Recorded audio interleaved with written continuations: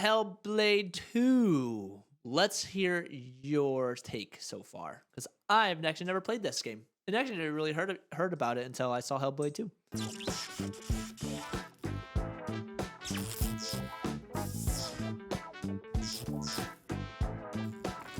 Hellblade is a great game, and I've been skirting around this game for a little while now because it's definitely a game that we need to cover. It's definitely a game that deserves to be covered, and it's definitely a game that deals with some issues that that need to be talked about very carefully. Um, A deep game. It's got a lot to do with kind of mental health and things like that. Um, so yeah, we're gonna talk about the game, but we're gonna not tread lightly, but we're gonna give us our honest opinion about it, but also being mindful of what the game, like, kind of the not the metaphor, but like the deepness of the game. so the game has a very deep meaning, and it talks about some very serious issues. So I do apologize, but I'm going to be looking at my notes a little bit more than usual just right now because I just want to make sure that I say some things right. So Hellblade 2. I think probably the best place to start, because you were kind of in this boat, is maybe jump back and do just a very mild recap of Hellblade 1, so that people know exactly what we're talking about. In Hellblade 1, um, I think one of the coolest things about this, right, is that they touch on some very, very, very um troubling issues, mainly schizophrenia and psychosis. And the way that they did this within the game is they actually brought on five mental health consultants that would direct the developers on how to handle these situations within the game. So, in my personal opinion, this is probably one of the most realistic depictions of schizophrenia and psychosis seen in all of media, and that encompasses movies and everything like that. So, I think they did a really really great job. And in the first game, you play as Senua, who is the main character, and she is obviously dealing with schizophrenia and psychosis. Now, these two conditions, you have a lot of things that kind of come with these two conditions. One is voices in your head. One is just not being able to decipher visions versus reality, reliving memories, things like that. And in today's time, there's treatment for that. There's things that you can do to kind of help that along. But in the context of Hellblade, this game takes place in the eighth century, the eighth century. So we're going very very far back in time. So this condition in that time is not very treatable, and it's something that your main character has to deal with. And I think it's very, very interesting how they tied everything in. And in the game, she is on a quest to avenge the death of her lover, Dillion. And what happened to Dillion was he was unfortunately slaughtered in a raid. Um, and the goal of this whole game is that Senua is going back to avenge his death and try to reclaim his soul, because in the game, Dillion is kind of the only person that is like showing her any type of compassion, any type of understanding of this condition, where the rest of the village is kind of like outcasting her, right? So you can tell from like a mental standpoint, like how badly she needs him back in her life. And she is convinced that she can recapture his soul from Hela, the goddess, the realm of the dead, and that is what you are seeing in the first Hellblade game. Is you're basically on this quest to recapture your lover's soul and bring him back to you, which is a very, very, very, very deep story. And in the game, basically the actual game part of it, she needs to complete three the voices in her head and the visions that she sees and everything like that leads her to find the Hellblade. And the Hellblade is important because it's the only weapon strong enough that she can kill this goddess with. And in order to reforge the blade, she has to do three subsequent trials to like level the blade up so that she can complete this quest. That's where we'll leave it off because I think it's an amazing game, and I don't want to spoil it, but that is basically the gist of what happens yeah, the premise of what happens in number one. Okay, so let's go ahead and roll the trailer for number two because number two I think is gonna pick up. Um, I don't want to say right after, but I do think this is a game where if you have not played the first Hellblade, you definitely need to. This is not a jump in number two game. This is Right. definitely a direct sequel. Um, yeah, I'm super excited. Are you super excited? Are you excited at all for this? Yeah, I will, and I will tell you why as we watch this trailer, or like once we're done watching the trailer. But I am actually excited about this game. You are excited about the game. I am very excited about this game. But yeah, Let's as you can go. see in the trailer, just kind of following. I'm gonna ruin her name. Senua. Yeah, Senua. Okay. Yep. Just kind of it's made by Ninja Theory again, and yeah, you just see not much is shown in this trailer so far, but there's other trailers that you can watch too. But essentially, we're just following her. She's walking through the woods and kind of going from there. This is the one that was at the Game Awards. So Yeah. And guys, if you're just listening on the Spotify, I implore you to look up this trailer either on YouTube or wherever you consume media. Um Forget just for 1 second the context of the game and just look at the game as a whole.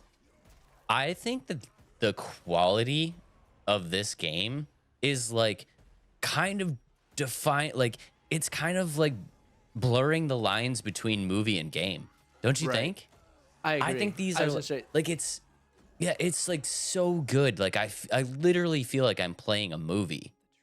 yeah, Isn't and you that know me, I love games that do that. Yeah, cinematically, the game looks really cool. The graphics are really cool looking, and just the setting of the game is really cool. yeah. And then here's a little bit of the gameplay, and like even just the gameplay mechanic or like the visuals looks really good too. Like still like you're playing a game. Um, yeah, because this looks like a movie right here, like that cutscene specifically. Yeah. And even like the combat style, like the actual like gameplay style. I mean, this is like this literally could be the future of gaming. Like Right. and I don't want to tout it too high, but I mean, I think this is kind of like this could set the standard of like what is possible and what is going to be expected from games created in Unreal Engine 5. Yeah, I agree because Yeah. it looks stunning, and I'm super excited about this for many different reasons. And one of them is so I didn't play the first one, but just kind of going off that story. The story is like super intriguing, and that's kind of why I didn't realize how in depth this story was, and like for me, like I don't know much about the like those mental conditions or like those mental health conditions, but like just like looking at it from a game's perspective and like it's deep and like it really gets you thinking about like what this character's going through and things that she has to go through in this game, and I think that's really cool. And then like we already talked about, I'm excited because graphically it looks really good. um Yeah. and and I think that's why I'm so intrigued with it is just the level of like thought and like deep like connection to the game and like also mental health. It's really cool and intriguing and has me excited to go so much. I'm gonna go buy the Hellblade, the first one, because I feel like I have to play it after watching this trailer, watching the recap, and talking about the recap, and so that's why I'm super excited about this game. Yeah, and I think it's really, really cool. And one of the things is like, if you guys have never played Hellblade One, or if you have Hellblade One, and I think you probably agree with me here, the way that they deliver this story, and just kind of like put you in the perspective of Senua, who is dealing with these issues, because when you're playing the game and you're kind of getting an insight of like an experience. You're like experiencing life like how Senua is experiencing life. And you're kind of going through these different things where it's like you're hearing the voices that's in her head, but they're also like you're also kind of hearing them in your own head. And it's like you go through specific areas of the game and you're like and we talked about this. One of the things that they have to deal with is like this difficulty to decipher what is a vision and what's reality. And you kind of relive that experience along with her where you're going through certain parts and you're like, wait, is this real? Is she are we imagining this right now? Is this really happening? Or it's like she's reliving memories instead of living in the present. And it's like Oh, okay, wait, is this happening right now, or is this a flashback, or, like, am I reliving a memory, and then it's all of a sudden you've completed this section of the game, and then all of a sudden she jumps out of it, and you're like, "Oh my god, that was okay, like, that was a memory the whole time," and you're just like you get a very, you get, like, a very disorienting kind of feel playing this game, but you always feel like it makes sense, and I thought the way that they did that was just so well done. I'm excited for it because I've never played it. For me to experience that in a game, I'm super excited about, and then to kind of relive it with the or to continue it on with the second one is really cool. Um, I don't have like a bunch to say about it just because I've never played it, but it's got me like to the point. It's like I've never been more like sad that I didn't know about this game until today. Like, I've never, like, thought about a game like, "Wow, I've never played that. Like, why have I never played that?" But watching this one, I'm like, "Wow, I've really never played this game. I've never even heard of this game. Like, where was I?" Because it looks so Yeah. cool, and I almost like, I'm at a loss of words on how, like, excited I am for to play this game. The first game, I absolutely love the first game, and I think, like I said, it was such a unique story, and it was such a unique way to present a game to you, and the game itself, um, was very good from just an actual game standpoint. I mean, the fluidity of the game was very, very good. The traversal was fun. Like the settings were great. There's some minor, very, very minor issues that I had with the combat system. But it wasn't anything that was like detrimental to the success of the game, right? And the very small kind of like gameplay, like combat fluidity kind of things that I had about the game apparently have been addressed in the second version. So it's like they took an already great game and just they doubled down on what everybody loved about it and found some very minute ways to make it better. And it's like, dude, that game is so good. Like, it was so good, and it's like, you just made it better. Like, that's insane. I guess a question I would well, when I watched the trailer and saw some of the gameplay mechanics, it reminded me a lot of like I'm just playing this game too, but like God of War, like the way the camera is over their shoulder, the way you kind of move. Is that how it kind of plays? It's a lot like God of War, but it's a lot like God of War with, like, cinematic aspects. Like, think about if you were controlling God of War in more of, like, a cinematic feel. That is what I feel like Hellblade is. Okay, cool. Because I like God of War, and when I saw the gameplay, I was like, oh, that's kind of reminds me of God of War.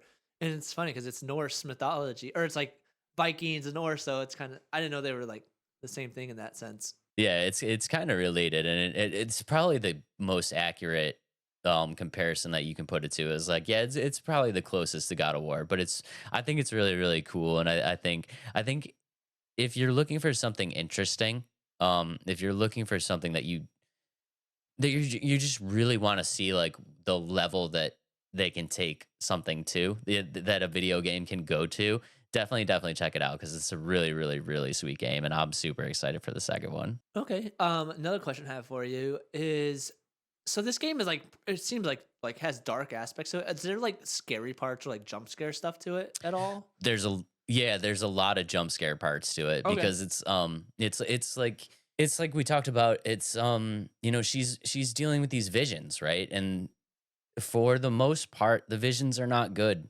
She's you're seeing some very terrible things and very frightening things, and it's like you get a lot of those like jump scare moments where you're just like you know, it's like kind of crazy. So yeah, there's some really scary stuff in it, and I think it's really, really good, and I think I have an idea of what's going to happen in the second in the second installment. I'm not super positive. Yeah, my prediction. I'm not super positive on this, but I did a little bit of a deep dive on the trailer and just kind of broke it down frame by frame, right?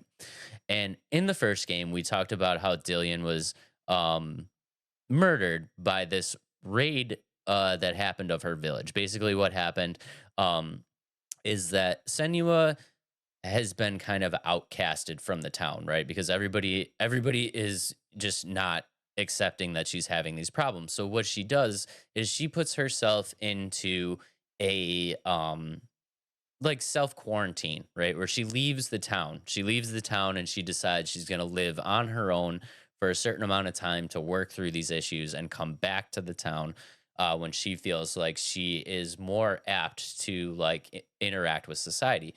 And what happens is she does that. When she comes back, she finds out that this raid happened, and she sees her lover, who was strung up and obviously dead. One of the craziest things is that she's in the first game. You actually carry around his head with you in a satchel the entire game.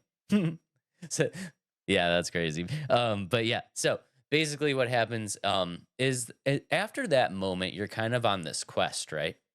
And the quest is very much to get Dillion's soul back from the gods. So the focus of the first game kind of immediately falls on the gods, right? Um, Not so much on the Northmen. And I think what you're finally kind of seeing is after the events of the first game, which I don't want to spoil too much, but it's almost kind of hard to follow if you don't know what happened. But I'm gonna do my best here. Um, I think what we're seeing in the very beginning of like one of the first trailers that dropped is you're seeing that Senua is finally getting her revenge on these Northmen that killed her lover, and you can see that with like there's one trailer that dropped specifically that has like this attacking scene in the beginning of it, and I think she's getting her revenge on the Northmen. And then there's also kind of this scene that only happens for a brief second in that one trailer, and in that one trailer, you see this like hooded figure, right? And the hooded figure. Um, I feel like the hooded figure is going to act as like the main protagonist of this game. And I think what's going to happen is you are going to get your revenge on the Northmen. You're going to think that you have problem solved and everything is going to be good. And then you go back to your village to live life in peace. And I think what's going to happen is that you're going to be like, you're gonna be constantly like provoked by this hooded figure, right? This hooded figure is going to be the protagonist of the game, where you're like, you keep seeing visions of this figure, like they keep attacking you, things like that. And I think what's going to happen is like, this is so crazy. I think the hooded figure is going to be a representation of the guilt that you feel for not being there when the Northmen attacked your village and killed your lover. So it's going to be like a physical manifestation of the guilt that you feel for not being there to protect him. And I think the end of this game is that you are going to defeat this hooded figure, which is like the combat system in the game of like what actually makes it a game. But the big twist is going to be that you figure out that that was a manifestation of the guilt. And it's like you finally freed yourself of like this overwhelming like burden and guilt that you feel from not being there. And I think that's like, because they're going to deliver a very very deep story, and if I had to kind of like guess, that's what I think is going to happen. And I know it's crazy far. I know it's like crazy, like I sound like an insane person right now, like trying to describe this, but I think it's something that could happen. No, I can see it just kind of based off of what um what you just said, and kind of based off the description that they have of the game. It says, like in the description, is you're gonna save victims fallen to tyranny. You're gonna battle the darkness within and without, like within, and so kind of just going off that, I can kind of see that happening. Like, okay, you want your revenge, and so now like she gets her revenge, but she's like, I can just see it. I can see the way, in like with how deep this game is, I can see it happening like that. Maybe not to a T, but like very close to coming to the end and finding out like, oh, like I'm my own worst enemy. Like it's me that I have to like fight against, my own like within this that I have to take out and like alleviate some of this and set myself free from it. So Think that's cool because it's like when you see that shadowy figure in that one trailer, when you see the hooded figure who I think is going to end up being like the main protagonist, it's very interesting because the line that's said when that character is shown in the trailer is that the shadow will always hang over me. And that's what really got me thinking. It's like, well, okay, the shadow will always hang over me. What would always hang over you? Guilt, right? The guilt of not being there for someone that you cared about.